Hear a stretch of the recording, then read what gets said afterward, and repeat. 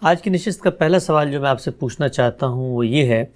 اکثر آپ سے گفتگو ہوتی ہے تصوف پہ، علم کلام پہ، تو آپ ایک دو ٹوک انداز میں فرماتے ہیں کہ جو مذہبی فکر ہے، انڈرسٹینڈنگ ہے، اس کو ان سے علیحدہ کر کے سمجھنا چاہیے ہے۔ دین کے سورسز میں بالکل بات وضاحت سے، سادہ فطری استدلالات سے بیان ہوئی ہے۔ یہ ایک دوسری دنیا ہے، ایک دوسرا علم ہے جس کے اوپر بنیاد رکھ کے یہ دونوں علوم سامنے آئے ہیں۔ سوال میرا آپ سے یہ ہے کہ جب ہم مذہب کو سمجھنے کی بات کرتے ہیں تو وہاں پر لازمی کچھ نہ کچھ علوم آپ پیدا ہوتے ہیں، سیکنڈری علوم مذہبی نصوص، مذہبی متون تک پہنچنے کا ذریعہ بنتے ہیں۔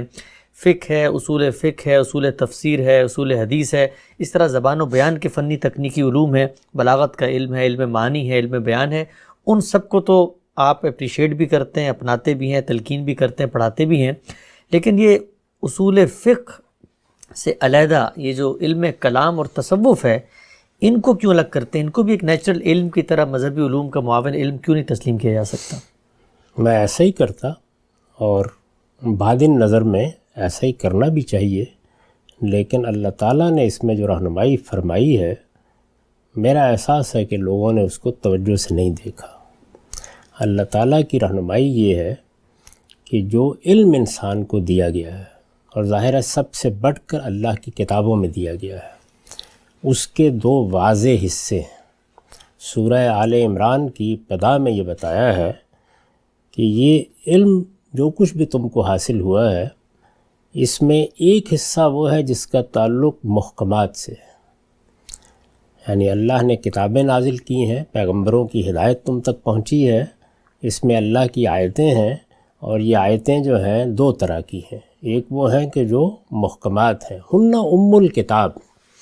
یعنی اللہ تعالیٰ کے ہاں یہی اصل میں تمام توجہات کا مرکز ہونی چاہیے۔ انہی کی بنیاد پر تمہیں زندگی بسر کرنی ہے، انہی کی بنیاد پر تمہارا علم وجود میں آنا ہے، انہی کی بنیاد پر تمہاری تقدیر کا فیصلہ ہونا ہے۔ اس کے بعد فرمایا ہے کہ کچھ وہ چیزیں ہیں جن کا تعلق متشابہات سے ہے۔ متشابہات کا تعلق کن چیزوں سے ہے؟ قرآن مجید کا مطالعہ کرنے سے بالکل واضح ہو جاتا ہے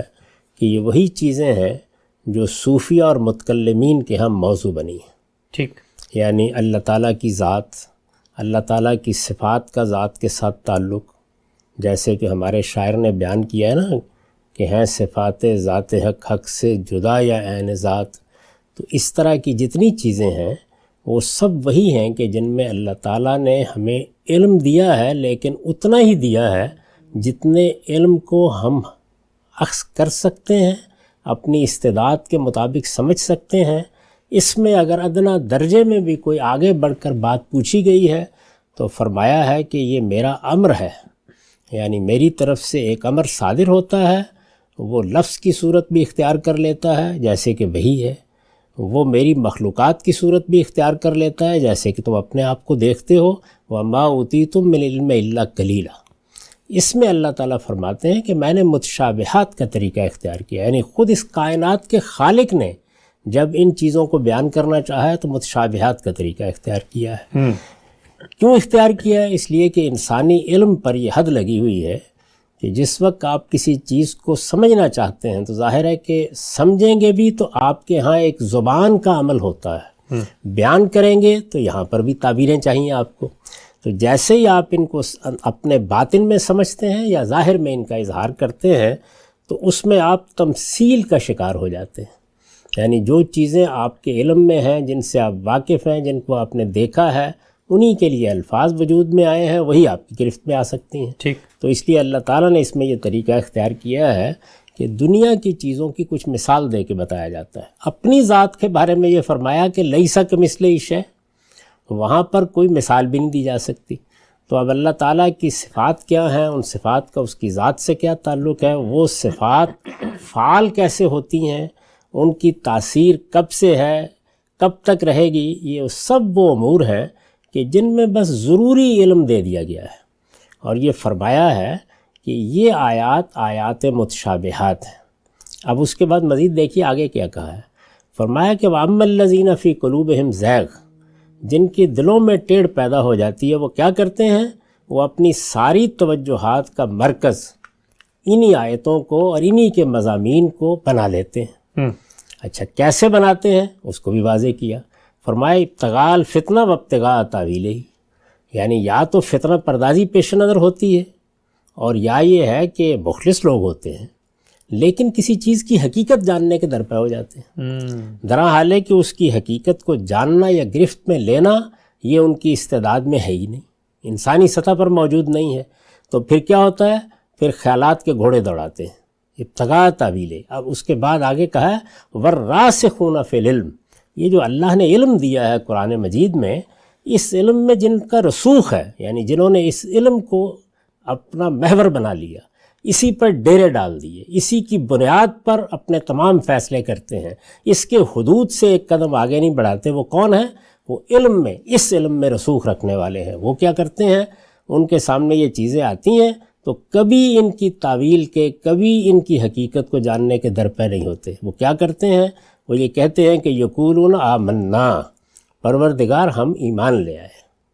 کل من عند ربنا، جو چیز بھی ہمیں بتا دی گئی ہے وہ ہمارے پروردگار کی طرف سے ہے، ہم نے اس کو مان لیا۔ اور فرمایا کہ یہ وہ نصیحت ہے جو صرف وہی حاصل کرتے ہیں کہ جو اولو الالباب ہیں، عقل والے ہیں۔ اور دونوں باتیں بیان کر دیں کہ اگر اپنے عقل کے صحیح حدود کو جانتے ہو تو تب بھی رویہ یہی ہوگا، اور اگر اللہ کی کتاب کی روشنی میں سمجھتے چاہتے ہو تو اس کے علم میں رسوخ رکھنے والوں سے بھی اللہ کی توقع یہی ہے۔ تو اس وجہ سے یہ وہ دائرہ ہے کہ جس کے اندر قرآن مجید نے ہمیں بتا دیا ہے کہ اس میں ایک قدم بھی نہیں رکھنا کسی آدمی کو۔ تو اگر قدم بھی نہیں رکھنا اس دائرے میں تو اس میں کوئی علم، کوئی فن وجود میں کیسے آ سکتا ہے؟ اس کے بعد دوسرا دائرہ محکمات کا ہے۔ محکمات کے دائرے میں ہمیں تدبر کی ہدایت کی گئی ہے، اس میں ہمیں غور کرنا ہے، اس میں ہمیں اجتہادات کرنے ہیں، اس میں ہمیں اطلاق کرنا ہے چیزوں کے اوپر۔ تو وہاں تو ہماری ذمہ داری ہے کہ اس کے اندر اتریں، تو وہاں بہت سے علوم وجود میں آئیں گے۔ تو ہمارا جو حدیث کا علم ہے وہ علم کیسے وجود میں آیا ہے؟ وہاں پر تو اصل میں ہم اللہ کے پیغمبر کے علم تک پہنچنے کی صحیح کر رہے ہیں، لوگوں نے بیان کر دیا ہے، ہم اس کے اندر اترتے ہیں، جاننے کی کوشش کرتے ہیں کیا پہنچا ہے کیا نہیں پہنچا۔ اسی طرح قرآن مجید رسالت مآب صلی اللہ علیہ وسلم سے پہنچا ہے تو علم وجود میں آئے گا، اس کو پڑھا جائے گا، سمجھا جائے گا، اس کی قرات ہوگی، یہ سب چیزیں ہوں گی اس کے اندر، تفسیر کے علوم وجود میں آئیں گے۔ بالکل اسی طریقے سے جو محکمات میں تدبر کے نتیجے میں ہماری فقہ مرتب ہوگی، اصول فقہ مرتب ہوں گے، یہ سب علوم جائز علوم ہیں، نافع علوم ہیں۔ یہ علوم وہ ہیں جن کا ہمیں حکم دیا گیا ہے۔ آپ دیکھیے اس معاملے میں ایک تو یہ فرق کیا قرآن نے، ایک اور فرق کیا ہے۔ رسول اللہ صلی اللہ علیہ وسلم دنیا میں موجود ہیں، لوگوں نے سوالات کیے ہیں، جیسے میں نے ابھی مثال دی، ایک سوال اس دائرے کے متعلق کر دیا گیا، یسألونک عن الروح، ایک اجمالی جواب دینے کے بعد فرمایا وما اوتیتم من العلم الا قلیلا، اجاز قدر خوش بشراس، اپنے حدود میں رہو، تمہیں اس طرح کے معاملات کا بہت تھوڑا علم دیا گیا ہے۔ کچھ لوگوں نے ان چیزوں کے بارے میں سوالات کیے جو حکمت کے خلاف تھا کہ اس کا جواب دیا جائے۔ ایک آدمی رسول اللہ کی خدمت میں آتا ہے، آ کے پوچھتا ہے کہ میرے 2-3 بچے ہیں، میں معلوم کر سکتا ہوں کہ ان میں سے کون فی الواقع میرے ہاں سے پیدا ہوا ہے اور کون کسی ناجائز تعلق کے نتیجے میں پیدا ہوا ہے؟ تو کہنے کو تو اس کا جواب اللہ تعالیٰ دے دیں گے، لیکن کیا یہ جواب دینا چاہیے؟ تو تنبیہ کی کہ ایسی باتیں مت پوچھو کہ جن کا جواب اگر دے دیا گیا تو اس دنیا میں تمہارا نظم برباد ہو کر رہ جائے گا۔ لیکن جس وقت محکمات کے بارے میں سوال کیا گیا تو آپ جواب سنیے اللہ تعالیٰ کا، سورہ بقرہ میں فرمایا اس وقت میں اپنے پیغمبر کے ذریعے سے تم سے بات کر رہا ہوں، اجیب دعوت الداعی اذا دعان اذا سالک عبادی انی فانی قریب، میرے بندے کوئی سوال کریں میں ہر وقت جواب دینے کے لیے تیار ہوں ان سے کو پوچھو مجھ سے۔ تو یہاں سوال کیا جائے گا، پوچھا جائے گا، یہاں پر جواب ملے گا، اور اسی طرح سے اس دائرے کے اندر مسلمانوں کے علوم وجود میں آئیں گے،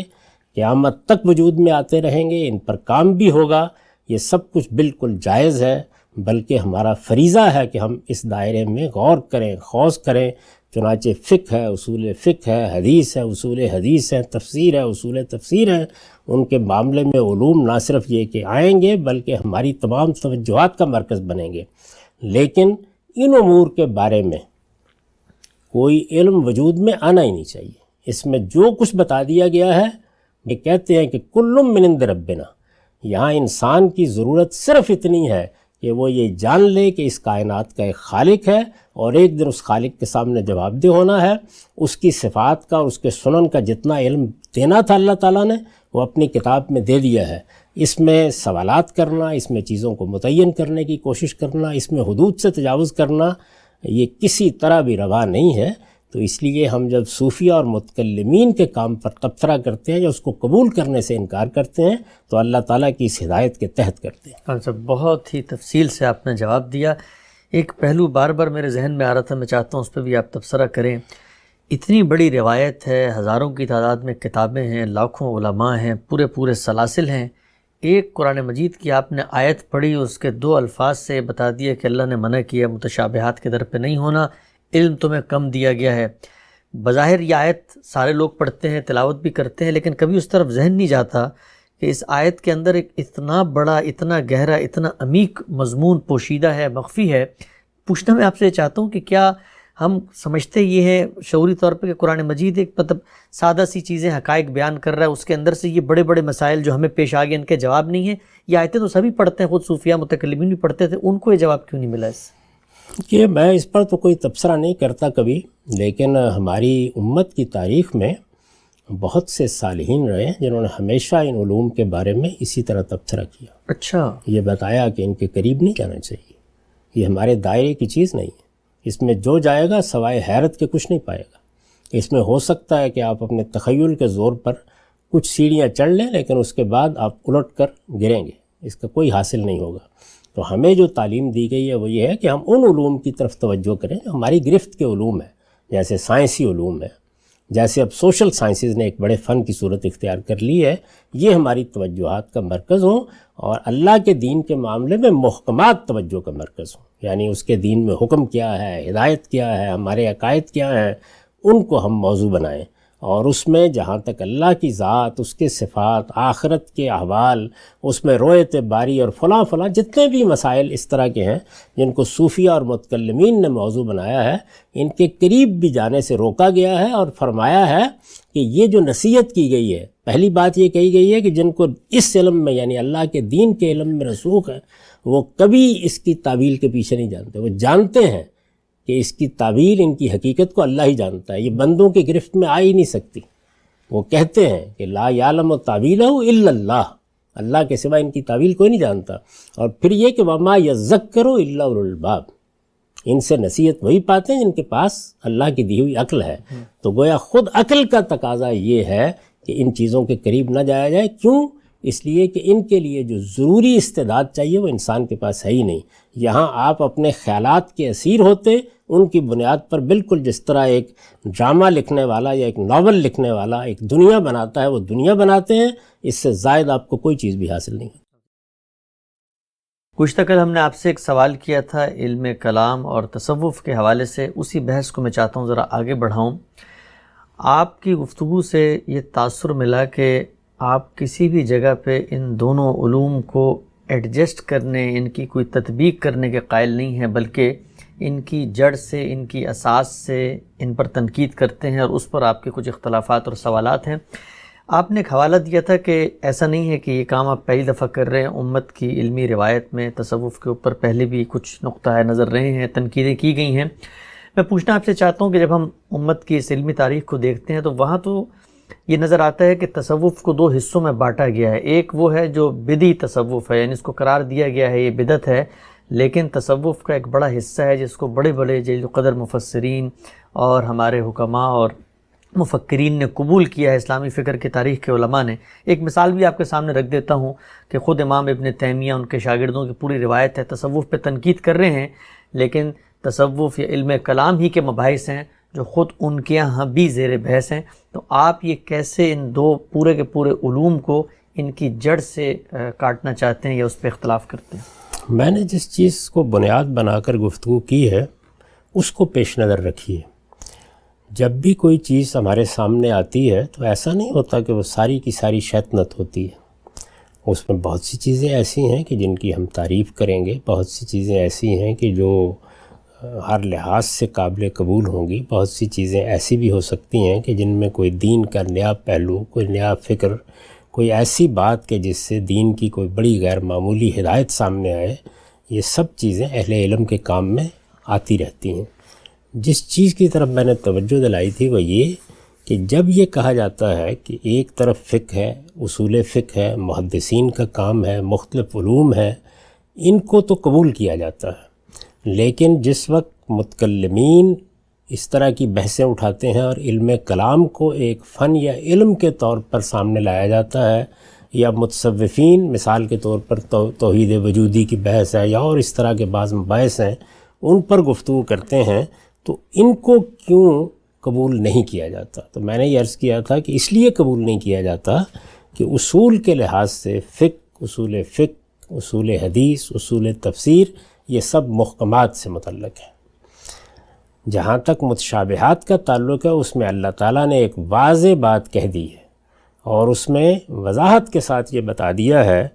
کہ تمہیں کسی حال میں ان کے درپے نہیں ہونا۔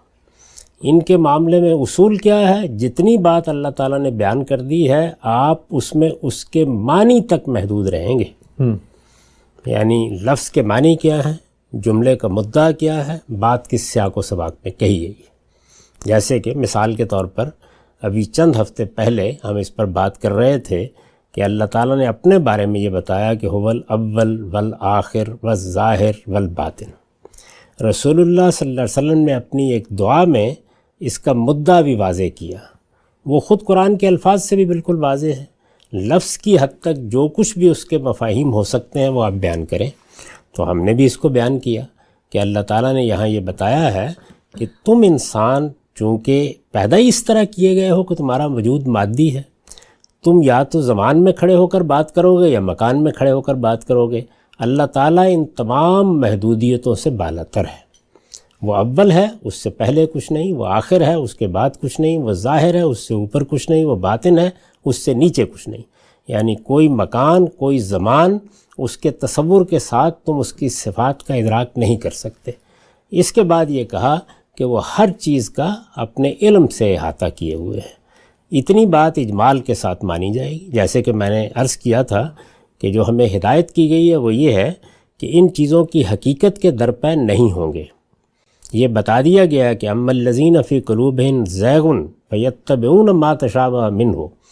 اس قرآن مجید کی وہ آیات جو محکمات ہیں، وہ ہن ام الکتاب، وہ اصل ہیں، ان کو توجہ کا محور اور مرکز بننا چاہیے۔ یہ جتنی بھی متشابہ امور سے متعلق آیات ہیں، ان کے درپے کسی کو نہیں ہونا چاہیے، اور اس میں یہ الفاظ ہیں کہ جن کے دلوں میں ٹیڑھ پیدا ہو جاتی ہے وہ ان کے درپے ہوتے ہیں۔ پھر بتایا کہ درپے ہونے میں دو چیزیں ہوتی ہیں، ایک تو یہ ہے کہ نیت میں خرابی پیدا ہو گئی، اس کو کہا ہے ابتغاء فتنہ۔ دوسرے کیا؟ نہیں، اپنی ذات میں تو مخلص لوگ ہیں لیکن چیز کی حقیقت جاننے کی خواہش پیدا ہو گئی ہے، تو ابتغاء تعویل۔ اس کے بعد یہ فرمایا کہ اللہ تعالیٰ نے یہ بات بالکل واضح کر دی ہے کہ جن لوگوں کو وہ اس علم میں یعنی قرآن کے علم میں، اپنی کتاب کے علم میں رسوخ عطا فرماتا ہے، ان کا یہ رویہ نہیں ہوتا۔ ان کا رویہ کیا ہوتا ہے؟ یقولون آمنا بہی، وہ کہتے ہیں ہم نے ان چیزوں کو مان لیا، کل من عند ربنا، ہمارے پروردگار کی طرف سے یہ ہر چیز۔ اس نے بتا دیا اپنی ذات کے بارے میں جتنا موزوں تھا کہ وہ بتائے، اس نے بتا دیا اپنی صفات کے بارے میں جتنا مناسب تھا کہ وہ بتائے، جس کا ہم تحمل کر سکتے تھے۔ اب اس کے بعد آخر میں یہ کہا ہے کہ یہ خیال نہ کرو کہ تمہیں عقلی تدبر سے روکا جا رہا ہے، عقلی استنباط سے روکا جا رہا ہے، بلکہ اس بات کو سمجھنا کہ انسان کے حدود کیا ہیں، یہی عقل کا تقاضا ہے۔ وما یذکر الا اولو الالباب، یعنی یہ عقل والے ہیں جو یہ نصیحت قبول کرتے ہیں۔ اللہ تعالیٰ نے علم صرف یہی نہیں ہے، یہ بتایا ہے کہ علم یہ بھی ہے کہ خود تم اپنے حدود کو جان لو، تمہیں معلوم ہو کہ تمہیں کس دائرے میں یہ معاملہ کرنا ہے۔ تو تصوف کا، علم کلام کا یہ پہلو ہے جس پر میں نے گفتگو کی تھی، یعنی یہ بتایا تھا آپ کو کہ یہ مباحث کے امکان کذب باری، یہ بحث کے تعدد قدما، یہ بحث کے اللہ تعالیٰ کا محل حوادث ہونا، یہ جتنی اس نوعیت کی چیزیں ہیں ان کا کوئی تعلق ہمارے دین کے محکمات سے نہیں ہے۔ ٹھیک، اللہ تعالیٰ کی صفات جیسی کہ قرآن میں بیان ہوئی ہیں، یہ مذہب کا دعویٰ ہی نہیں ہے کہ وہ اللہ تعالیٰ کے پاس آپ کو لے جائے گا اور اللہ تعالیٰ کو دکھا دے گا یا بتا دے گا، یا اللہ تعالیٰ کی ذات سے متعلق یا اس کی صفات کس طرح سے اس عالم کے ساتھ متعلق ہوئی ہیں ان سے متعلق ہر چیز کا جواب دے دے گا، بلکہ وہ تو یہ کہتا ہے کہ وَمَا أُوتِيتُم مِّنَ الْعِلْمِ إِلَّا قَلِيلًا۔ تو یہ رویہ ہے جس کی طرف میں نے توجہ دلائی تھی۔ چنانچہ ہر وہ علم جو محکمات کی طرف توجہ دلاتا ہے، ان کو محور بناتا ہے، ان کی بنیاد کے اوپر اصول مرتب کرتا ہے، ان کے فروع کو متعین کرتا ہے، اس میں آپ کو لے جا کر اس کے غوامض اور اسرار آپ کے سامنے رکھتا ہے، وہ علم محمود ہے، وہ علم نافع ہے، وہ علم دین کا مطلوب ہے۔ اور ہر وہ علم جو متشابہات کے بارے میں رویہ اختیار کرتا ہے وہ بالکل ناقابل قبول ہے۔ تو صوفیہ و متکلمین کا اصل اشتغال ان علوم سے ہے۔ اب اس کا ہرگز یہ مطلب نہیں ہے کہ ہر دور میں ہر صوفی، ہر شخص ہمیشہ ان سب چیزوں ہی میں اشتغال پیدا کرتے رہے ہیں۔ یہ بحثیت مجموعی اس رویے کے اوپر بات ہے، اور اس میں ظاہر ہے کہ بہت سے ایسے علوم فنون ہیں جو پیدا ہوئے ہیں، اور ان کو یہی کہہ کے پیش کیا جاتا ہے کہ اگر اصول فقہ جائز ہے، اگر فقہ جائز ہے، اگر حدیث کے علوم ترتیب دینا جائز ہے، زبان کے علوم ترتیب دینا جائز ہیں، تو اس میں کیا حرج ہے؟ تو میں یہ بتا رہا ہوں کہ اس میں حرج یہ ہے، اللہ تعالیٰ نے وہاں ایک تحدید کر دی ہے اور یہ بتا دیا ہے کہ تم ان کے درپے نہیں ہوگے، اور یہ بتایا ہے کہ یہی عقل کا تقاضا ہے۔ یعنی کیوں یہ عقل کا تقاضا ہے؟ اس لیے کہ وہ بتا رہی ہے کہ انسان کی محدودیتیں ہیں، ذات خداوندی کے مثل کوئی چیز موجود نہیں ہے، انسان تمثیل ہی سے علوم پر قیاس کرتا ہے، اس کے لیے اس کے سوا اور کوئی راستہ نہیں ہے، اس کی زبان بھی اسی کی پابند ہے، اس کے اسالیب بھی اسی کے پابند ہیں۔ تو یہ بتایا گیا ہے کہ عقل کہتی ہے کہ اس معاملے میں تمہیں یہیں رک جانا چاہیے، اور اللہ تعالیٰ نے جتنی بات کہی ہے، جتنی بتا دی ہے، بس اس کے معنی تک محدود رہیے۔ یہ بات ذہن نشین کر لیجئے کہ متشابہات کی آیات کن چیزوں سے متعلق ہیں، یعنی وہ چیزیں جو ہمارے مشاہدے کی گرفت میں نہیں آ سکتی، وہ عالم جو اللہ تعالیٰ کا عالم ہے، جنت کے معاملات، دوزخ کے معاملات، اللہ تعالیٰ کی صفات کا معاملہ، اس عالم میں اللہ تعالیٰ نے جو کچھ تخلیق کیا ہے اس تخلیق کے پروسیس کا معاملہ، یہ جتنی چیزیں ہیں وہ ہماری گرفت میں نہیں آ سکتی، یہ ہمارے مشاہدے کی چیز نہیں ہے، یہ ہمارے تجربے کی چیز نہیں ہے۔ ان میں اللہ تعالیٰ نے تمثیل کا طریقہ اختیار کیا ہے، اور یہ فرمایا ہے کہ جو کچھ بتا دیا جائے اس پر اکتفا کریں، اس سے آگے ایک قدم بھی نہ رکھیں۔ یعنی یہاں قدم رکھا جائے گا تو بس انسان دلدل میں اتر جائے گا، اس چیز کا لحاظ کرنا چاہیے۔ اس کے بعد ظاہر ہے کہ جتنے بھی ہمارے یہاں صوفیہ و متکلمین ہیں، کیا وہ کوئی اسلام سے باہر نکل گئے تھے؟ وہ دین پر عمل کرتے تھے، دین کی بہت سی باتوں کو قبول کرتے تھے، وہ بہت سے عقائد کا اعتراف کرتے تھے۔ ان میں بہت سے لوگ ہیں کہ جو نماز میں، روزے میں غیر معمولی اہتمام کرتے تھے، تو ان کی ان باتوں کی تعریف نہیں کی جائے گی۔ آپ نے دیکھا کہ خود ہمارے ہاں ایسے بہت سے لوگ پیدا ہوئے جس وقت سوشلزم کا غلغلہ تھا، جو بہت نمازی پرہیزگار لوگ تھے۔ انہوں نے کہا کہ یہ اصل میں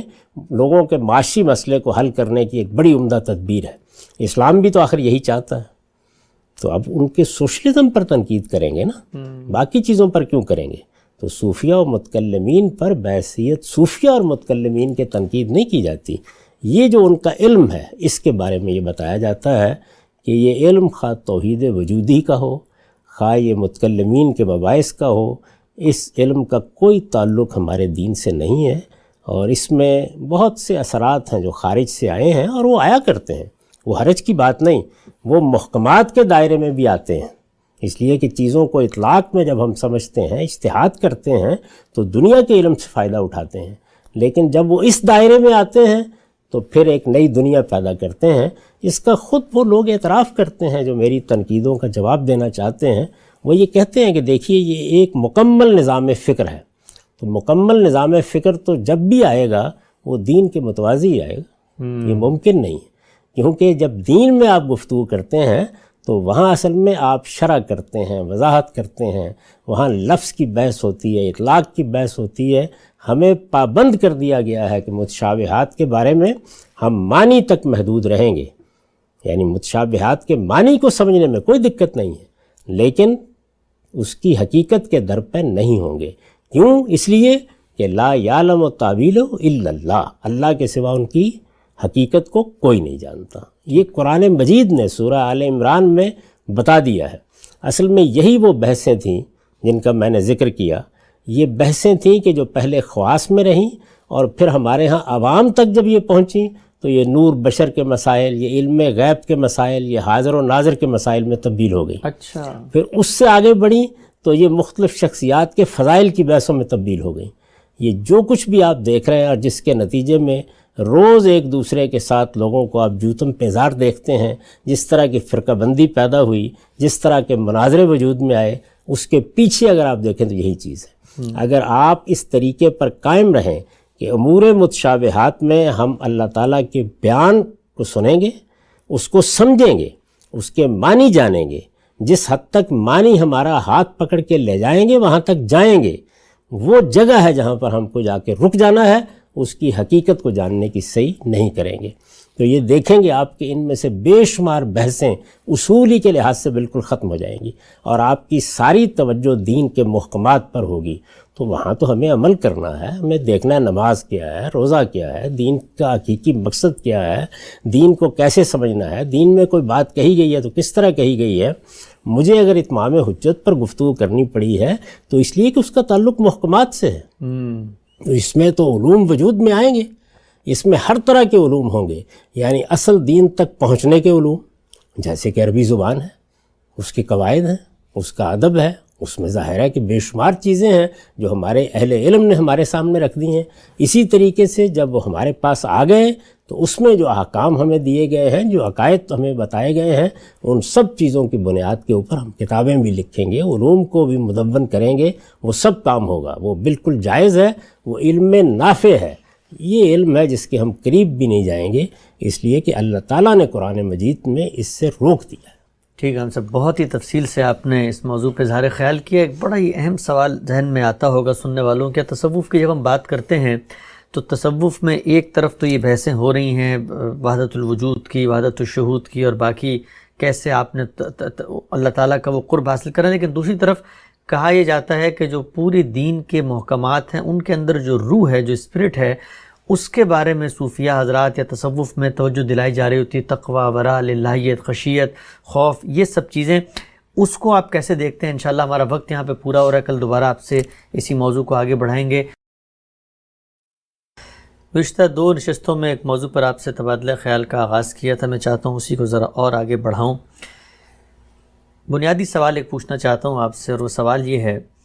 کہ ہمارے ہاں بہت بڑے بڑے علماء، مفکرین گزرے ہیں، انہوں نے تصوف پر تنقید بھی کی ہے، لیکن ان کے اپنے نظام فکر میں بھی ہمیں ایسا لگتا ہے کہ وہ خود انہی کلامی مباحث سے، انہی صوفیانہ خیالات سے کچھ نہ کچھ حد تک اشتغال رکھتے ہیں۔ ایک بڑا معروف نام ہے ہمارے ہاں علمی روایت کا، امام ابن تیمیہ۔ ان کے بارے میں کہا جاتا ہے کہ وہ خود ایک بڑی لمبی اور طویل بحث میں الجھے قدم عالم کی۔ سوال میرا آپ سے یہ ہے کہ بتائیے گا، ابن تیمیہ علیہ رحمہ ایک طرف تنقید بھی کر رہے ہیں اور دوسری طرف خود ان بحثوں کا شکار ہیں، اتنا بڑا، اتنا عبقری اور اتنا نابغہ آدمی۔ ساتھ ساتھ مجھے یہ بھی بتائیے گا، کل جو میں نے آخری بات کی تھی کہ تصوف کے اندر تو ایک بڑا حصہ ہم دیکھتے ہیں، متکلمین کیا تو ہیں وہ متشابہ امور کی باتیں، لیکن یہاں تو تقوی، ورع، للہیت، خشیت، وہ کہتے ہیں دین کی جو روح ہے، احسان کا جو جذبہ ہے، اس کو صوفیہ اجاگر کرتے ہیں، طریقت کا پورا رستہ۔ ان دونوں سوالوں پہ آپ کیا کہیں گے؟ پہلی بات تو یہ سمجھ لیجئے کہ جب بھی کسی صاحب علم پر آپ کوئی گفتگو کریں تو 2 زاویوں سے دیکھنا چاہیے۔ ایک یہ کہ بطور اصول اس کا مسلک کیا ہے، یعنی کیا وہ اس بات کو جائز سمجھتا ہے کہ ان امور متشابہات میں انسان کو اشتغال پیدا کرنا چاہیے، ان سوالوں کے جواب دینے چاہیے،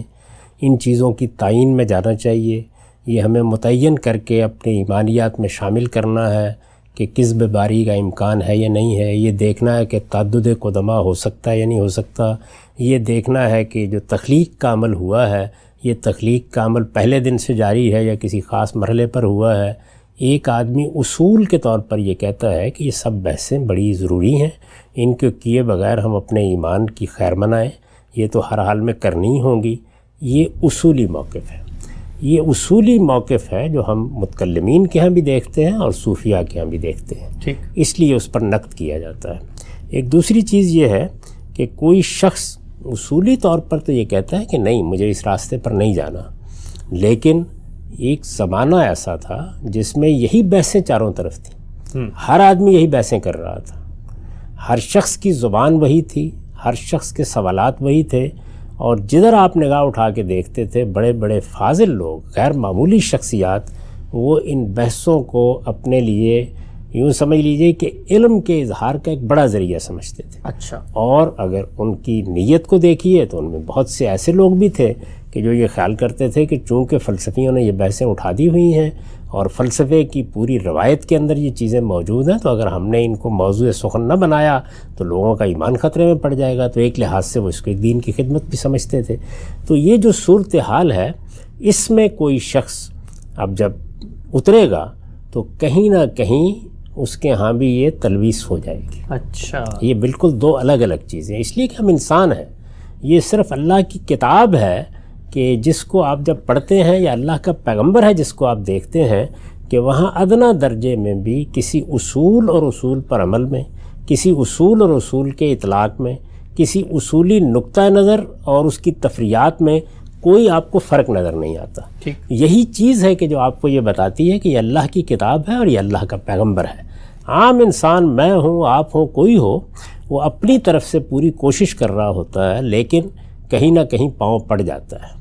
اسی چیز کو دیکھیے قرآن مجید نے بیان کیا ہے کہ جو چیز اللہ تعالیٰ سے مطلوب، اللہ تعالیٰ بندوں سے جس چیز کو مطلوب سمجھتا ہے وہ یہ ہے کہ وہ بڑے بڑے گناہوں سے بچنے کی کوشش کریں۔ اصول میں یہ مانے کہ انہیں اللہ کی نافرمانی نہیں کرنی، لیکن الا اللمم، کہیں نہ کہیں قدم پھسل ہی جاتا ہے، تو اللہ تعالیٰ ان چیزوں سے درگزر فرماتے ہیں۔ اسی طرح کا معاملہ جو ہے وہ سیئات کے بارے میں ہے۔ اس میں بھی یہ کہا کہ اگر تمہارا رخ صحیح ہے، تم نے اپنے آپ کو درست سمت میں رکھا ہے اور تم ان حدود کے اندر زندگی بسر کر رہے ہو جو اللہ نے قائم کر دیے ہیں، اور اس کی کسی بڑی خلاف ورزی کی طرف جانے کا سوچتے بھی نہیں ہو، تو پھر جو چھوٹی موٹی اس طرح کی غلطیاں ہو جاتی ہیں اللہ انہیں معاف فرما دیں گے۔ تو ابن تیمیہ یا اور بعض جو غیر معمولی شخصیات ہیں، اگر آپ ان کی تمام کاوشوں کو دیکھیں اور ان کے تمام افکار کا مطالعہ کریں تو یہ بالکل واضح ہو جاتا ہے کہ اصول کے لحاظ سے وہ ان بحثوں میں جانے کو جائز نہیں سمجھتے تھے۔ اچھا، یہی مانتے تھے کہ ہمیں ہر حال میں اسی طریقے پر رہنا چاہیے جس پر اللہ کے پیغمبر نے ہمیں چھوڑا ہے۔ انہی چیزوں کی تردید کے لیے وہ لکھ رہے تھے یا بات کر رہے تھے، لیکن اس کے دوران میں آپ ایک مثال سے یوں سمجھیے کہ اگر آپ کا غزال کہیں دلدل میں چلا گیا ہے تو ایک تو یہ ہے کہ آدمی کہے کہ دلدلی میں جانا تو اصل چیز ہے، اور اس کے بعد دلدل میں نہ صرف یہ کہ اترے، خوشی کے ساتھ اترے، بقائمی ہوش و حواس اترے، اور پھر وہاں پر جا کر گویا گردن اس میں دھس جائے۔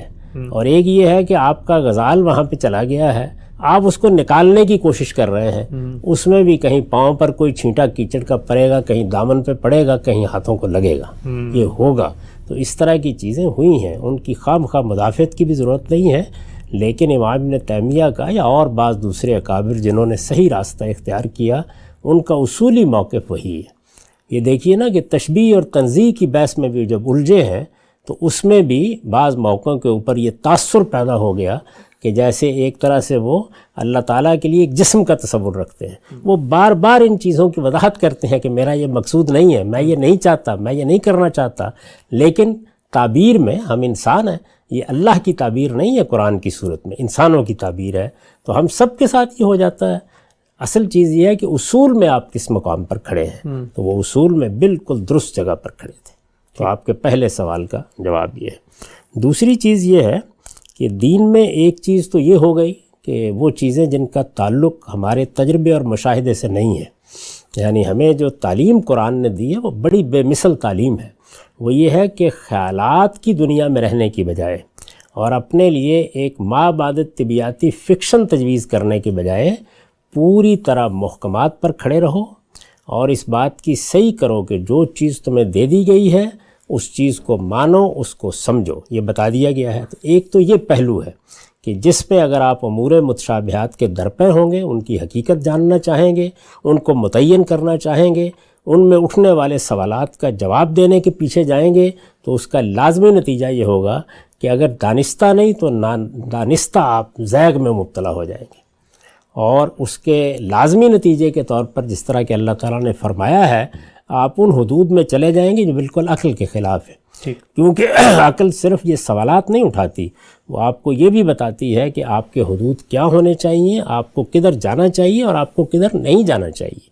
یعنی انسان کے لیے علم کے حدود بھی عقل متعین کرتی ہے۔ اور یہ جو سورہ آل عمران کی آیت میں فرمایا کہ وما یذکر الا اولو الالباب، تو اس میں تنبیہ کی ہے کہ یہ اصل میں خلاف عقل رویہ ہے کہ آدمی اس دائرے میں چلا جائے جو دائرہ اس کے علم کا دائرہ نہیں۔ اور ہمارے علم کا دائرہ کیا ہے؟ یعنی یا ہمارا تجربہ اور مشاہدہ،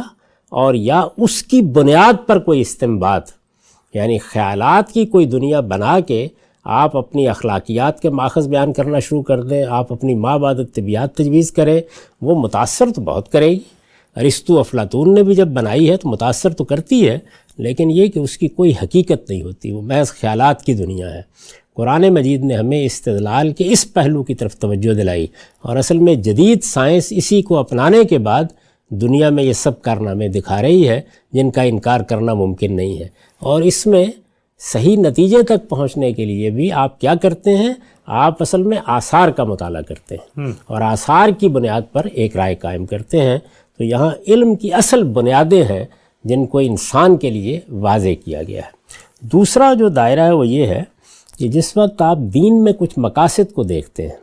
ان کو سامنے رکھ کر اللہ تعالیٰ نے کچھ چیزیں ہمارے لیے لازم کی ہیں، کچھ چیزیں ایسی ہیں جو ممنوع ٹھہرائی ہیں، کچھ چیزوں کو مستحبات قرار دیا ہے، کچھ چیزوں کی بارے میں بتایا ہے کہ وہ ناپسندیدہ ہیں۔ یہی در حقیقت ہمارے دین میں وہ احکام کا پہلو ہے۔ تو اس میں اگر آپ دین کے کسی مقصد کو لے لیں یا اس کی کسی حقیقت کو لے لیں اور اس کے لیے طریقے خود ایجاد کریں یا اس کے حدود خود متعین کریں، تو یہ وہ دائرہ ہے کہ جس میں پھر بدعت کے در آنے کا اندیشہ ہوتا ہے۔ اچھا، تو دونوں چیزیں بڑی اہم ہیں۔ یعنی جس طرح سے قرآن نے یہ بتایا کہ عقائد کے معاملے میں آپ یہ نہیں کر سکتے کہ آپ متشابہات امور کے در پہ ہو جائیں، آپ ہوں گے تو آپ ایک خلاف عقل کام کریں گے۔ بالکل اسی طرح سے قرآن مجید نے یہ اعلان کیا کہ جو کچھ بھی دین کے حقائق تھے ان کے لیے جو فارم، جو صورت بننی تھی، وہ رسالت مآب صلی اللہ علیہ وسلم کے دنیا سے رخصت ہونے سے پہلے پوری طرح بن گئی۔ چنانچہ اعلان کر دیا گیا کہ الیوم اکملت لکم دینکم واتممت علیکم نعمتی ورضیت لکم الاسلام دینا، یعنی جو دین ہم نے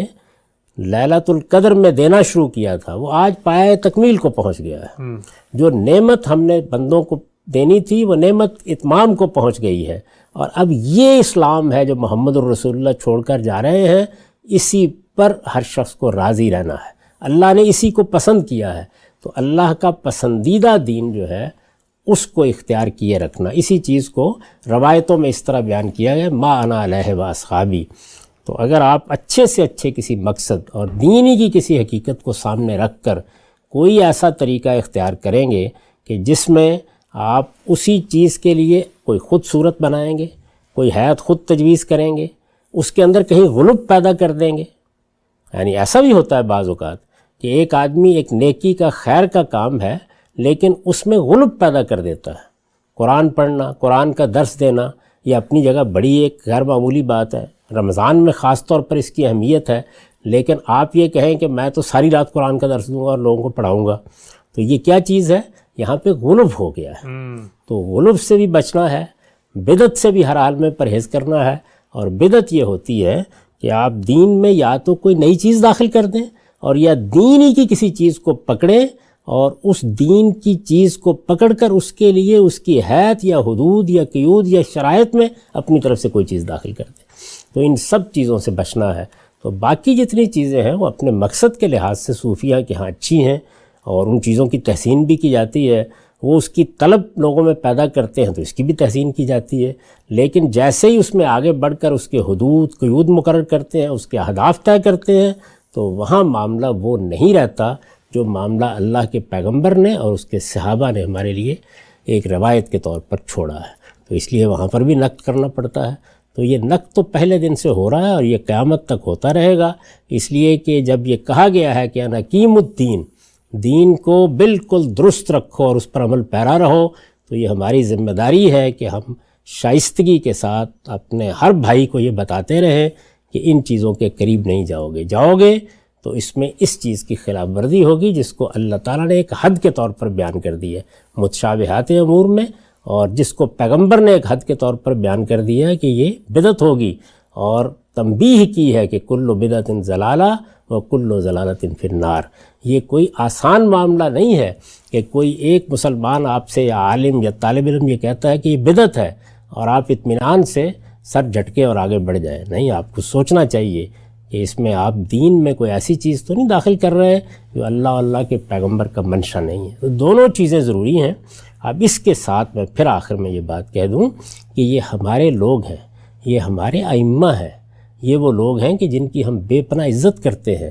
یہ دین کے معاملے میں اپنا نقطہ نظر بیان کرتے ہیں کہ اس کے عقائد کو ماننے والے ہیں، اس کے اعمال کو اپنانے والے ہیں۔ ظاہر ہے کہ ان کے ہاں یہ تو نہیں ہوگا کہ ہر چیز غلط ہو جائے گی، جتنی غلطی ہے بس اس کے اوپر گفتگو کرنی چاہیے۔